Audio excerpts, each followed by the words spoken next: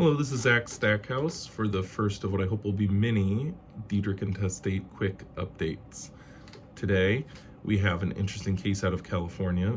Be clear, I'm an Ohio attorney, not a California attorney, but this case has some relevance in terms of general trust law and just policy considerations about best practices that relate to estate planning, estate administration, trust administration, and probate litigation. So hopefully you find this helpful. I'm going to talk through some of the facts of the case, talk through the challenge that was filed this week in court, and then just speak to a couple of policy issues that relate to this matter.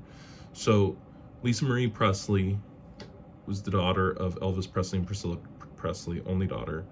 And in 1993, the trust that Elvis had created paid out to her outright. And in turn, Lisa Marie created a trust dated 1993 that included her ownership of Graceland, amongst other things, valued at about $100 million in 1993. She was a trustee of that trust. Her successors that she named were her mother, Priscilla Presley, and her then business manager, Barry Siegel. Lisa Marie Presley then fully restated and amended that trust in 2010, but she left the succession of trustees in place. So Priscilla and Barry Siegel, successor trustees. We're now learning that Lisa Marie allegedly amended that trust to change the trustee order in a 2016 amendment where she removed Priscilla and Barry Siegel as successor trustees and put in two of her children, Riley Keough and Benjamin Keough. Now, Benjamin Keough predeceased Lisa Marie in 2020, so if the 2016 amendment is valid, that would be Riley Keough serving as sole trustee now. But if the 2016 amendment is not valid, then it would be Priscilla Presley and Barry Siegel serving as co-trustees of the Lisa Marie's trust and all of the assets therein.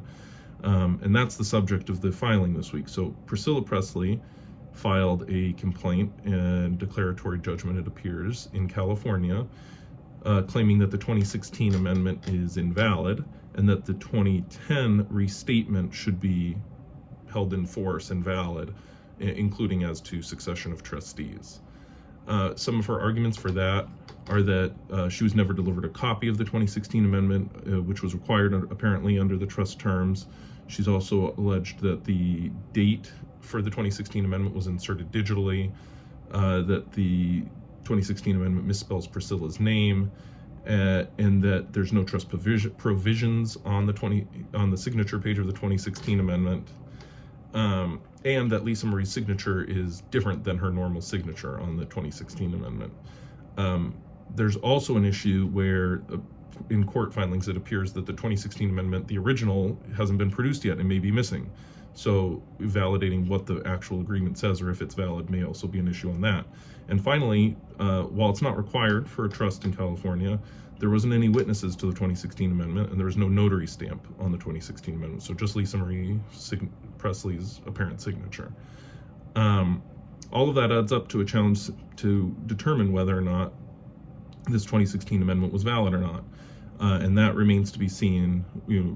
We don't have all the facts there, so we don't know the validity of that versus the counter argument that it was valid.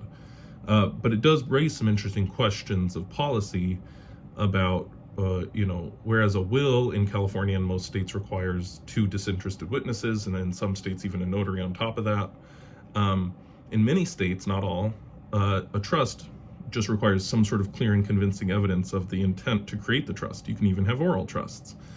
And there's always been this question of, well, especially these days where folks who aren't even, high net worth folks and not high net worth folks often have a will that just pours everything into a trust, and then the trust does all the substantive stuff.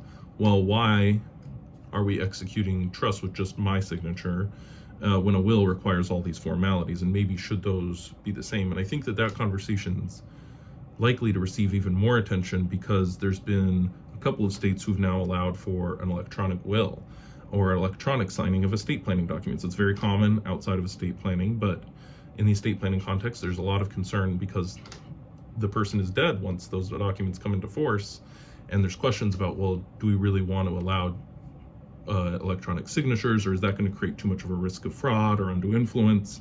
And some of the folks who are really concerned about electronic signatures of documents have said, well, maybe we need to re-examine how we're assigning all estate planning documents and try to have it be consistent so that there's one standard for executing testamentary documents. I think that Florida has gone that direction for several years now, of having the same sorts of requirements for wills and trusts. But it raises an interesting question of, if we eventually are going to see, even with guardrails, electronic signature of estate planning documents, or even just this continued discrepancy between a will and a trust, are we going to continue to see cases like this where there's really serious questions about who's in control of the administration of a deceased person's affairs, or really serious questions about the substantive distribution of a person's estate or a person's trust, based on allegations of fraud, undue influence, or that an amendment wasn't properly done?